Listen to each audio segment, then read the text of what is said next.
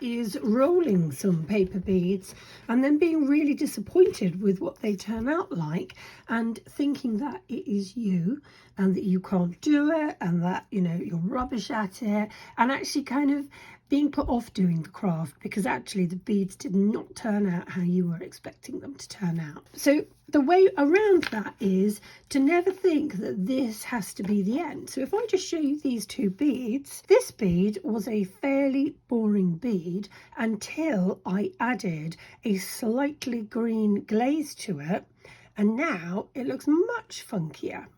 And likewise, this one was a really boring bead, and again what I did was I added a darker green to it and some glitter, and now both beads look really nice. So I've got a couple of options for you, and I have got loads of tutorials in which I can show you, or I have shown you, how to pimp up some really boring beads. But simple things like nail polish. You know, this is a glittery nail polish, and I think it came from Poundland, so it was Pound. And then I've got this one, which is obviously a little bit darker, a bit more of colouring, you know, coverage. But this will really change the look of your beads. So never be put off by the fact that your beads don't look that amazing. It's fine, you can easily sort it out. So, okay, so for this one, what I wanted to talk about was experimenting and actually not being afraid to experiment and think, what if? Always that idea of, I wonder what would happen if. So for instance, with this bead, I thought to myself, I wonder what would happen if I put lots of different tube shaped beads, so flat strips all along a bead. And then I thought, and then I found this quite thick glaze, and I thought, I wonder what would happen if I just put some dots on it. And actually it turned out really funky, but if I hadn't have tried it, I wouldn't have known. Now sometimes you're going to try things and they're going to work, and sometimes they won't work. But if you've seen one of my videos in which I took sweet corn husks and I turned them into beads. Now I had no idea if this was going to work or not, but these are about a year old now. But if I hadn't have experimented, I never would have known. So what I would say is always go into it with the attitude of, I wonder what if. And you may have stumbled on one of the best things in Paperbead. You just don't know, that no one else has ever tried. So always go into it with that idea of awe and wonder, and that what happens if I try this. Rolling paper that is too thin. Okay, so I have got here some paper, and it is very thin paper. And what I've done is I have made a bead with that paper. So I'd made just one bead, and what you can see is that this is so soft, and there is no way that you are ever really going to be able to do anything with this that is going to make that stronger than it is, because the paper is just too thin. So the way around that is so simple, is to use more than one strand. Okay, so this bead here, it's exactly the same strips as this one, but this has got 13 strips on it. I rolled all 13 of these all at once. And look at this bead. This is a much nicer bead and a much stronger and more solid bead.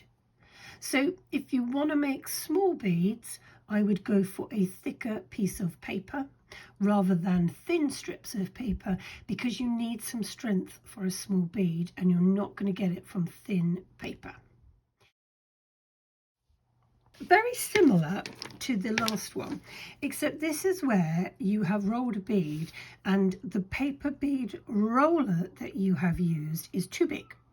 So again, it doesn't matter that this was a thicker paper that I have used, the paper bead roller that I have used is too big for the amount of paper I've used. And again, you're just not going to get that strength to your bead, and it will just always be quite floppy. But if you want to use like a larger roller, so one like this that's actually got a really that's going to give you a really big bead, then what I would suggest you do is use layers of strips rather than one strip. Use many layers to give your bead some strength, and that will stop the bead from being able to just easily collapse on itself. If you roll your bead so tight when you are rolling it, then when you come to take it off, you run the risk of actually damaging your bead roller and actually breaking it, or you know, or snapping it if you're using something like a cocktail stick. So just try to not roll your beads so tight that actually you are in danger of damaging. Now, one of the tricks that I have, if you are a tight roller, is roll your bead. So if you're rolling your bead this way, then as you get to the end and your bead is done, hold your bead and just twist back very slightly in the opposite direction to what you were rolling, and then just gently wiggle your bead off and it will come off, and that should solve the problem. And that is where you roll your bead, but you are too loose with your bead. And you can see that what I've done is I've rolled this bead and I was so loose with it that what you can see is that actually the inside of the bead still moves because it is really loose. And actually you can actually see down into it because there are great big holes. I mean, they're not enormous, but they are big holes where the bead roll, I just didn't roll it tight enough when I was rolling it. Now, there are easy ways to fix this. So firstly, you can easily fix it by just rolling a little bit tighter. And it's one of those things that when you start rolling, you need to experiment and you need to roll and roll and roll until you it becomes second nature. And when I was putting this together, it was so difficult to actually roll a bead like this, because it's a bit like asking somebody who can ride a bike to pretend they can't ride a bike, if that makes sense. You know, once you've kind of got the knack of it and once you've got that muscle memory in your hands, it's very difficult to actually try and do it without it. But this one, so there's two things you can do, is one, try and roll a little bit tighter, and two, if you do find that you are quite loose with your rolling, you can fix this with some glaze. So what I would do is, if you are glazing, I would try and hand glaze it, and I would try and squash some of that glaze down into those holes, and that's going to give your bead a little bit more stability. Because what you want is you want all of your layers to be next to each other, and that gives your bead the nice stability. So if we look at the bead that I did earlier on, where's it gone? This one, where actually all the layers are next to each other, that bead has got so much strength, you know, you can hear it when I tap it. It's a solid bead, whereas this one is not so much because it just doesn't have that integrity. So just be really careful when you're rolling and try and get that balance of it being not too tight and not too loose. But there are... Okay, so any crafting you do is a process, and it is a journey from the start to the finish. And what I think that sometimes people focus on too much is the end result and not think too much about the process you're going through. And as a result, what can happen is that you don't cut your strips perfectly, and that they aren't straight and they're not consistent. And also what can happen is when you roll your bead, you're just doing it so quick that actually, so if we look at this bead, so I rolled this bead, we've got bits of glue stuck on it. And actually, when you look at it, this should be a bicone bead, but you can see that the end of my bead has ended up sort of all the way over here. Here, and actually my sides aren't even, and actually there's not a nice graduation. I've got a weird end sticking out. So if I actually wanted beads that were consistent, I haven't got it because I was rushing it. And likewise with these beads, you can see that actually these are all supposed to be the same shape beads, but they're not, because you've got one that's ending slightly off here, you've got another one that's kind of off here, and that is because the triangles that were cut were not even. Now that might be the look you're going for, but if you want consistent beads, it starts from the beginning. So it starts from cutting consistent triangles and rolling everything carefully and not rushing the process. So one of the problems I see a lot of people having is when they want to glaze their beads. Now, glazing beads seems to fall into two categories. There seems to be the painter on of glaze and the dipper on of glaze, and I fall into the painter on of glaze. So this, if you aren't a painter on of glaze, then feel free to kind of skip this one or just watch, because you might learn something from it. But if you are a painter on of glaze, what I would suggest that you do, again, it comes back to kind of slowing down that process and not trying to rush it. So what I've got is I have got 2 cocktail sticks on my bead.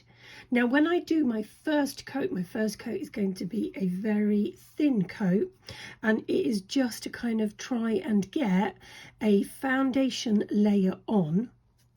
But what I am really going to pay attention to is that when I am glazing near this bit under here, I am not going anywhere near those actual sticks. I am staying well clear of them for my first pass. So I'm going to glaze my bead, and I'm just going to put an initial layer on. But what I am going to do, and I'm going to do this really quickly so that we can move on to the last one, but what I am going to do is pay more attention to this top area. Because when I have done my first layer, once it is dry, I am then going to turn my bead over so that I can then focus on this bottom hole. That didn't sound good. But, you know, this hole here, I can focus on that, because actually I've given this one at the top a little bit more attention, so I can put a little bit of glaze in there, but it's not going to stick to my sticks because actually my sticks are down here. So I hope don't be in a rush to create hundreds and hundreds and hundreds of beads.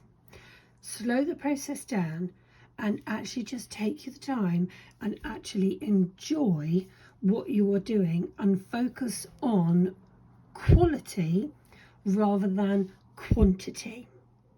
So these are some beads I made, and I do believe they're actually in one of my videos, but I only made about 9 or 10 of them. That's it. I didn't make loads of them. That's it.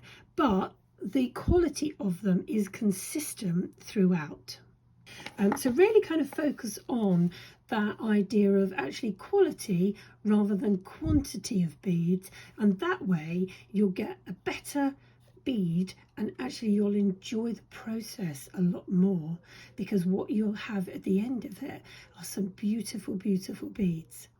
And this is that one where I just made it out of paper, but what I will do is I will probably continue to make a nice little set of those, and then because they're not the most striking, I will probably colour them with either a coloured glaze or maybe even some pens, but just to make a nice little set out of them.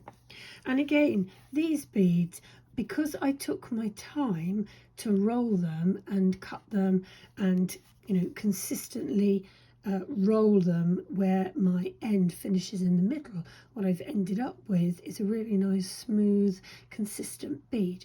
So that is my kind of top tip for you, is to not be in a rush to make your beads.